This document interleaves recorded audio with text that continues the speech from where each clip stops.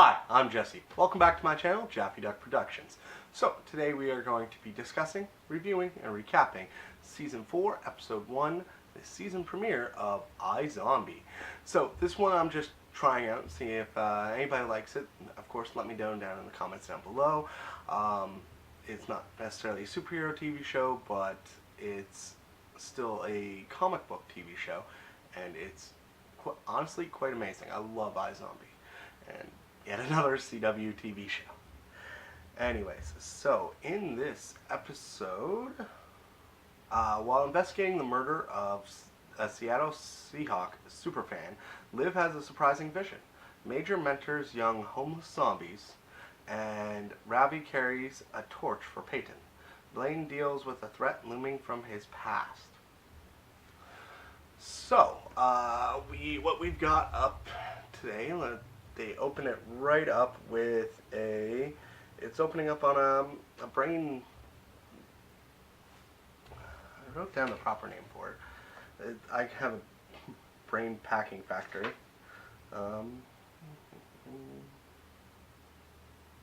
Let's go with that for now. One worker is complaining about zombies because the Seahawks can no longer play in Seattle because of the quarantine and the wall. So we cut. Just pretty much it shows brains getting put into a big masher, getting mashed up, being fed into tubes, and then tubes are full, people pack them, they get sent out. After that, they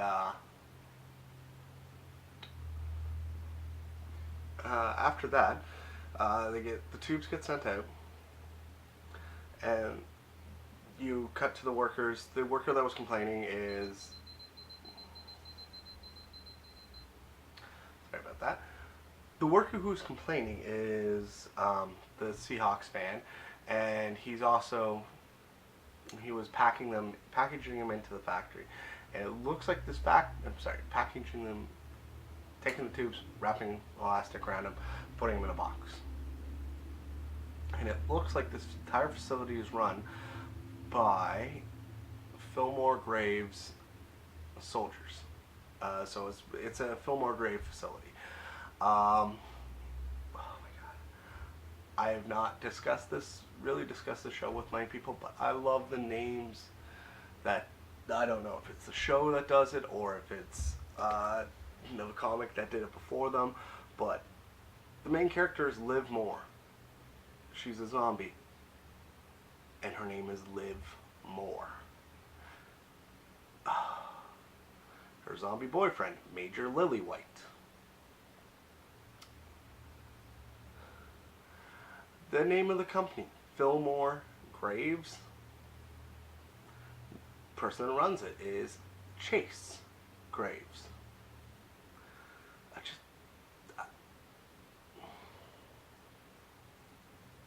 I love it, and they don't put enough emphasis on it. They've made one joke in 4 seasons, three seasons in an episode, sorry, about Liv Moore's her name being Liv Moore, and the fact that she's a zombie. So, anyways, I love this show, so let's just keep going. So we cut over to the U.S. military patrolling the outskirts of Seattle. They have set up a quarantine zone and set up a wall to keep all of the zombies in. So we cut over from the wall, and, well, we're cutting inside the wall this time. And we've got a shot of Blaine walking with Chase Graves. And they're discussing what's been happening illegally. Like, not like, we're going to track all these people down, but like, hey, you have an underground bar where you serve blue brains. I'm looking the other way because you get these brains legally, but still, don't do it. Yeah. Anywho, where was I going with this? Oh yeah, so Blaine's informing him. I was like, all right, Fillmore Graves. He's like, sorry.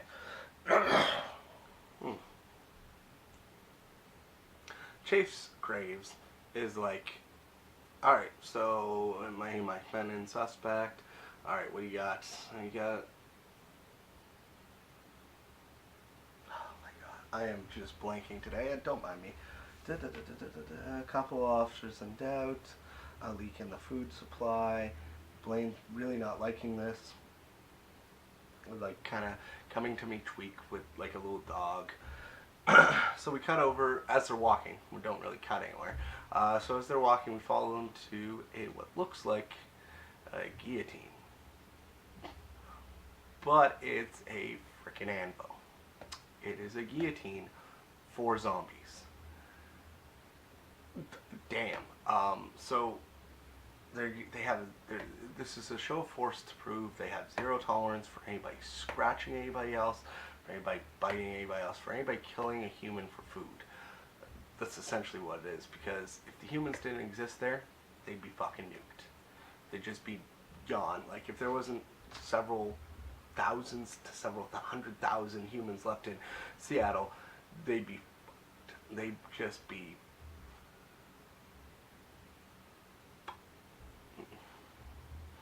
That nuke would pop its cherry. And, yeah. So they're lucky. So, yeah, and, what do I have down here? Oh, it's guillotine for zombies. It's in a public place. And zero tolerance. So they're going to have potentially public executions? That's just... Oh, man, that's awful. Anyways. So... we cut over to Liv and Babineau going through the...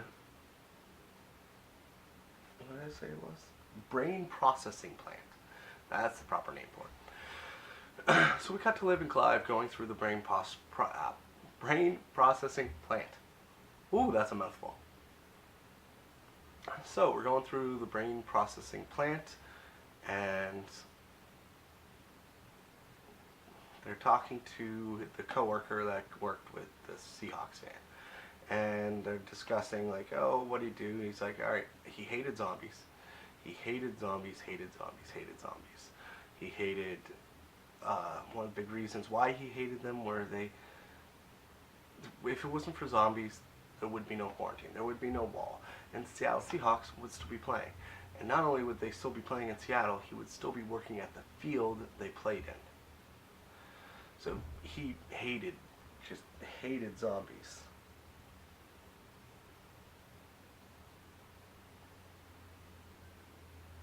Occasionally complained a little too loudly around the Fillmore graves. People, they are cold.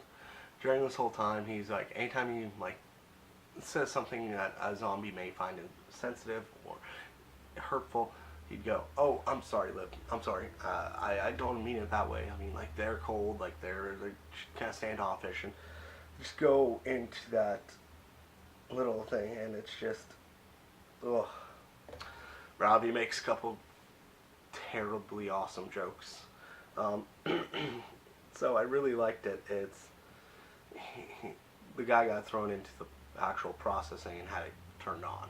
That's essentially what happened. So Robbie's making jokes. He's like, I'm pretty sure I know the cause of death. Wait, let me double check my work. Yeah, he was thrown in one of these. I can't believe how much I've missed this show. I've missed it so much. I've missed Ravi, I've missed Liv, I've missed all of them so much. I'm so glad it's back on air. Like, I'm so glad the season started. So, yes. Alright, anyways. So, we cut quickly over to Liv having her brains. She's gonna eat this Seattle Seahawks fan who hates zombies for probably a lunch. It looks like a lunch to me. And she makes freaking hot wing brains. Hot brains. Brains in the style of hot wings. So it's like breaded, fried, tossed in a barbecue, cool down, tossed in a barbecue mixture. Barbecue hot sauce mixture. Super hot sauce. And then microwaved a bit, I think she does, or toaster ovens it, and it comes out like, oh, that looks so good. Oh, yeah. I am a terrible person. These are brains. Moving on to even more zombie stuff. So, Fillmore Graves is patrolling the streets, they have set up a curfew for midnight. Midnight curfew. So it's almost like it's under martial law to a degree. So we cut over to Major's team doing a patrol. Major is leading a team that they were attacked. He stopped them from firing guns at them because they are humans. They Molotov two of their men got Molotov by them, and he got chased. He captured one kid. He's 15 years old, and yeah. 15 years old, possible terrorist, and they call themselves the Dead Enders. We find this out a little later in his debriefing with Chase. Chase talks to him again. Well, not again. He talks to him for the first time. In the city, there's a bunch of youths, so teenagers that got turned into zombies. Their parents found out and kicked them out of the house. The fuck? Like, oh my god. What the hell? Oh, my brain hurts. They're not technically dead. They're freaking still have a heartbeat. It's very, very low, but it's still there. It's frustrating to me. Because this kind of story has been brought up in comics before, brought up in a lot of different media. What if my child had superpowers? What if my child had mutation? Like, it was a mutant. What would I do? You would keep them around, still love them, and struggle to understand. Related to real life. Like, fuck parents that kick their children out for being coming out as gay. Fuck those people. Like, no, that's wrong. I don't care what your frickin' religion says. You love your damn child. That's your job as a parent. If you can't love your child no matter what, you shouldn't have had kids. Period. Hell, even psychopaths, like straight up serial killers, parents still love them. They'll turn them in, they'll disown them, whatever. There's still a part of them that loves them, part of them that blames themselves for what went wrong. Anyways, I'm going off on a tangent here. So, there's a bunch of teenagers, zombie teenagers, that are living homelessly in Seattle. And since before everything happened with Major at the beginning of this series, he worked with youth. Then he got framed for murder. No, he got turned into a zombie first.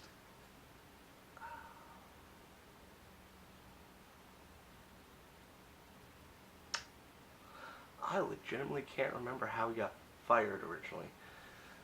Then he got revealed as a murderer, and then he got turned into a zombie. Damn, a lot of crap has happened to a lot of shit has happened to Major. So, yeah. Anyways, so Chase is asking him to work with homeless kids again. He's asking him to, like, alright, we need to guide these kids. We don't want them starting gangs or anything. We want them to live normal lives, be productive zombie citizens, and yeah. So, we cut from Major helping out, being offered a chance to help out kids, to Blaine tossing brain parts down the well to his father. And having a dear old heart-to-heart with Dad. Who, by the way, is not really replying. So, yeah, I don't know how deep that well is, but you don't even hear rawr, rawr, rawr. You just hear the clodump of the brains falling down into the well. Alright, so we cut over to Liv and Clive interviewing the family. So Liv is currently a self-hating zombie, and the wife was not much of a help either. So what the wife does is, they're talking about her husband. He's at war with somebody at work with something about a feud, maybe about football, whatever the hell the Seahawks are. And he keyed something about, he had something about a quarterback is only a fair player or something like that, and he keyed into the victim's car. Way too long a freaking message to key. Like, so and so is just an okay player. Why would you bother keying that into a car? Anyways, moving on. The son confesses he wasn't a big fan of his father's obsession. It got worse and worse and worse as time progressed. When they lost, when they won, it was too much. And he was not a big fan of his father. The son was named Zorn after some football player, but cool name. His name is Zorn. Anyways, so they get the name of the guy that the victim was having a feud with. They pull him in for questioning. It shows that he looked at security cameras. It showed he came back to work in the middle of the night when the victim was pulling a double, and he very well could have killed him at that time and it would have been fine. So the guy confesses that he went there because when he got home from work, he found in his work bag, a bunch of brain tubes, and somebody was setting them up. And he looks at them and he says, "Do you know what they do to you if you steal brains?" "No, we don't." "What do they do to you? Do they kill you? Do they lock you up? Do they torture you? What?" So they Liv and him get into it. He's a big San Francisco fan. He says he keyed his car because somebody put "Go Seahawks" spray painted "Go Seahawks" on the top of the car, and yeah, and he's a big San Francisco fan. San Francisco as a whole is better than Seattle. San Francisco this, San Francisco. Why the hell aren't you still? Why didn't you just stay in San Francisco, dude? Just why? Anyways, so him and Liv arguing back and forth. Liv is going into full Z mode, like she's going full Z mode, and yeah. So we cut away. They get out of the thing. They're all having a meeting, and this weird meeting. It's like zombie detectives and Agent Bozio. Looks like she's in charge. It's like this is zombie detective vision, and yeah, like they don't quite answer any of those questions right away. So we cut away from that. We cut to Robbie. Robbie's doing his thing. He's tearing people apart. Goes away a brain, and it's like, oh, brain weighs this much. It's like squishy, pink, smells like lilacs. Looks it, tastes like melons. And then just starts chowing down. So apparently Robbie's craving brains. So his zombie preventative medicine kind of worked, I guess. He says he goes every few weeks, or what Liv says later on in the episode. Oh, it's your time of month again, isn't it? And so he becomes a zombie. He eats brains for a few days. He suspects this one will last 7 days, and he suspects this one will last 7 days, and oh wow, I can't speak. And then he'll go back to being human again. But till then, he does have a white streak in his hair, and yeah, he's trying to find a hat or a hoodie to cover, not a hoodie, but a beanie to cover it. So from Robbie's little instant there, we cut over to, maybe we cut to Liv having a vision. Liv has a vision of Fillmore Graves. She has a vision of Fillmore Graves officers talking. So the victim was there late overnight one night, and a couple Fillmore Graves soldiers were talking about making some money on the side. Specifically, I can't even remember what their names were actually. Anyway, so Fillmore Graves people. So wow, Jesse. All right. So, from Ravi, we have Liv walk in. She has a vision of Fillmore Graves. So, during their conversation with each other, Liv has a vision. The victim, while doing one of his late shifts, his extra shift or whatever, overnight, he runs across a couple Fillmore Graves soldiers who are talking about making some extra money on the black market, selling extra brains. So either they're skimming off the top or they're literally just skimming the buckets before somebody can get to clean them, and then selling those on the side, making a little extra. Anyways, so she has a vision, she realizes it might be a Fillmore Graves soldier, and she runs off. And we cut to Major talking to the kids some more, getting to know them a little better, and he's finding out that they have that they find that the brain tubes contain less brains and that they're pretty much starving, trying to keep up with everybody. And they're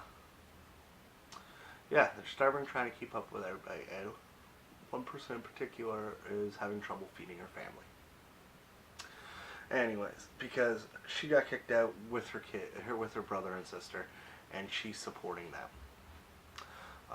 She was made a well, not joke. She made a very good parallel of selling her body for brains, like having sex with people for brains.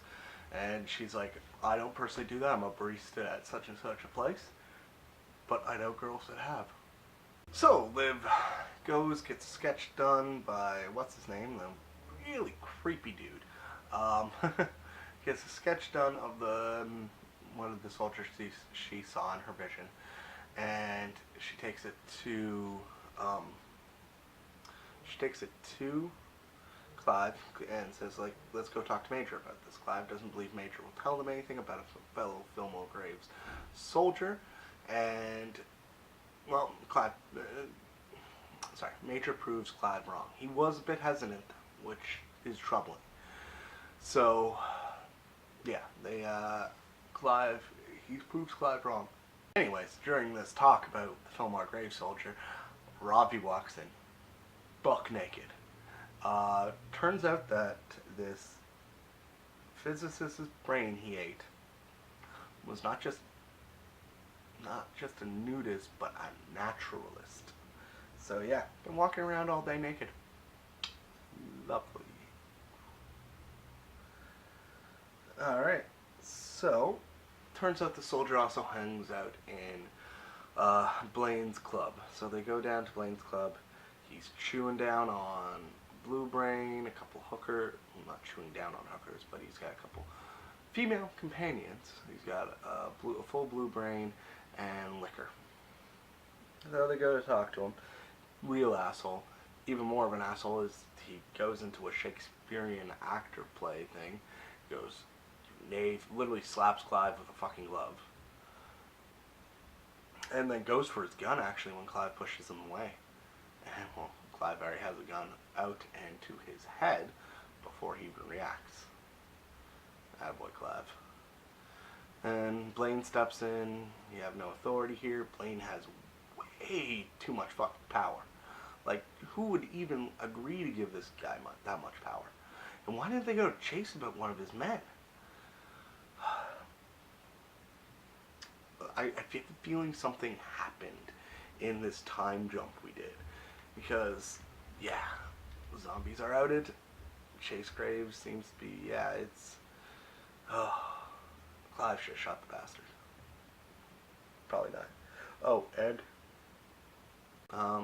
oh yeah, we get to see Dawn E? Or is that Donnie's twin? I can't never remember which one's which. Anyways, hilarious. I love that guy anytime he's on screen. He's just a petulant little twerp. And he's funny. I like him. Anyways, moving on, we go to...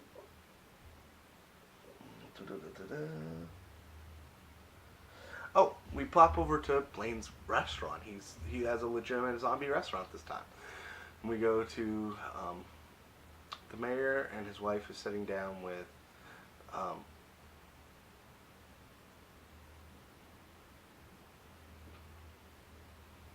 sitting down with Peyton and this guy she's dating, some sort of lawyer. Dude, just, Jesus, why? And I think Peyton's the new DA, or is she still an ADA? I honestly can't remember. So, just moving along from there. So Blaine, first of all, stares creepily at the table and then goes up and takes their order himself. But yeah, so what is this? Peyton's still clear.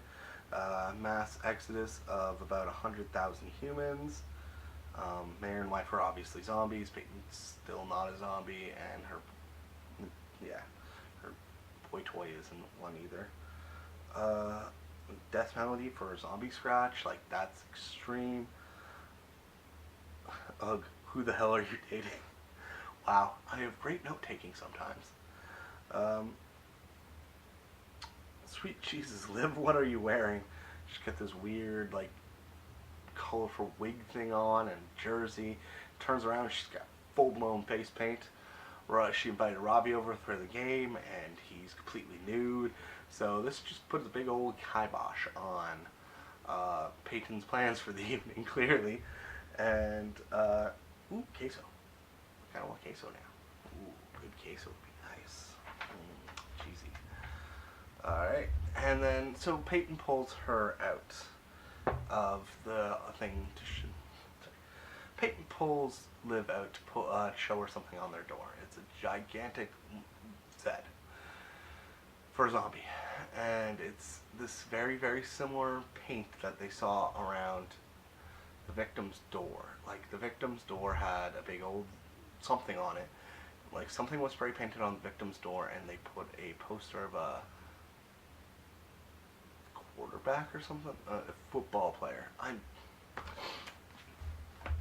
appreciate that they did this for other fans, but I'm really not a sports person. So, all this football stuff kind of went right over my head. I am completely just, I have no idea what they meant. I don't really care, but I've read a couple of reviews, and, well, following it, of course, and yeah, I guess they did it. From what I've heard, they've done it right. So, yeah, anyways, moving on. From there, Liv immediately goes to Clive. Clive and her go to talk to the Vic's wife and kid again. She has another vision. Her kid, he kicks his kid down the stairs. His kid is a zombie, and he literally just boots him down the stairs. And yeah, that's just, fuck that guy. Fuck the victim, he's an asshole. So, turns out his wife killed him. Not that surprising. He tried to force her to choose between her son and him. She chose her son. And so she set up the coworker that he was having a feud with, sent him home with brains because they all work at the same plant. Sent him home with brains so he'd come back right around the time, and when he came back, she snuck in. So he came up on camera and she didn't, and yeah, so she killed her husband. The guy kind of deserved it. Not the way to go about it. Just divorce the fucker. But yeah, so his son's infected. His wife was very angry. They have to arrest her. It's heartbreaking. But what it revealed at the end of this episode right here was that Liv can be honest about eating a victim's brains and having the visions. They've been deemed inadmissible in court, but they're still good for tricking a confession out of somebody, or tricking a confession out of somebody, or like just knowing where to look for proof. That's a good way of explaining. They know where to look for proof if they don't have any. So yeah, it's it still can be used as a tool, even if it is inadmissible in court. So we're back to the sharing circle of teens. They all so as they're all talking, Major realizes they all have more than one tube. They've all been more than well fed. Turns out they kind of raided the vending machine that Fillmore Graves has, and one even stuffed her backpack full to feed her kids, not her kids, feed her family, and then Chase Graves comes in. He has a little aside with Major. Turns out this was more of a recruitment drive for him. He's like, all right, we're low on soldiers. Who would there anybody be being a foxhole with? He calls up two people, and he's like, these two. All right, they're on your squad then, if they want to. And if you join, you are here until you wash out, die, or usurp me. Is that how exactly he goes? Wash out, get killed, or usurp me. Sorry, get killed. So, two new recruits on Major's squad, and yeah. That little sharing circle's done. I'm sure they're going to have Major continue with this. I really hope so. He really shines when he's dealing with kids and all that. So yeah, I'm hoping to see more of it. Anyways, from there we cut over to Daddy Dearest. So it turns out, I think I skipped right past it actually. Let me double check. Oh, yes. Completely missed it, but this actually goes all together. So, while Blaine was kicking Liv and Clive out of his club, he insulted his muscle, his bodyguard, and turns out, I even have it written down. Blaine, what the fuck are you doing insulting the smart muscle you've got? He's really smart, and you've shown him where your father is. So, the first thing he does is he parks his car, he goes, raises up the father out of that well, and gives him a hammer to break himself out of the cement shoes that Blaine had given him. So he gets a call from his girlfriend. He's like, oh no, I don't, we haven't discussed any monetary figures, but I'm thinking 6 figures. Oh yeah, I'll be home in a bit. This is just taking a little longer than I thought it would. And yeah, turns out father's a bit insane, and he gets out of the shoes. First thing he does is clocked him over the head with a mini sledgehammer. And no. The best part about it is before he gets hit in the head, it goes da-na-na-na, da-na-da-na, hammer time. Literally played Hammer Time. Just, I don't usually pick up on musical cues, but this one was not subtle in the slightest. I loved it. So, he's escaped from the well. He's killed Blaine's bodyguard. Now he's loose in the streets. He's got a full beard, hair that's all white and crazy looking, and he looks homeless and even half more dead than a regular zombie. So he finds himself a church where zombies are welcome. And yeah, it turns out zombies can't get ordained. Daddy go in church. His name's Angus. I completely forgot his name was Angus. Angus raising an army, kills the preacher, feeds everyone there. Is he just completely insane, or does he have a plan? Because he was quoting Blaine the entire time and acting like he was God. So, anyways, that's the end of the episode. I absolutely loved it. Let's see. In honor of Liv's first meal of the season, and that was hot wing brains. Yeah, let's call them hot wing brains, or hot wing style brains. Let's go with it. So, out of 5 hot wing style brain dishes, I definitely give this a 4 out of 5. Mainly, the only reason it's not a 5 is not the mystery in this episode, but the building up of this season was done perfectly. I love the first episode. It built up this season. I can't wait for more. The case was a little weak. And that's honestly, if that's the weakest thing in iZombie, I'm perfectly okay with it. They do it occasionally. They'll have a weak case, but an amazing, like, compelling, heartfelt episode. And yeah, Liv just, anytime that actress gets a chance to rock out using a different brain, she does it perfectly. Anyways, that's my recap, review, and discussion of iZombie Season 1. Sorry.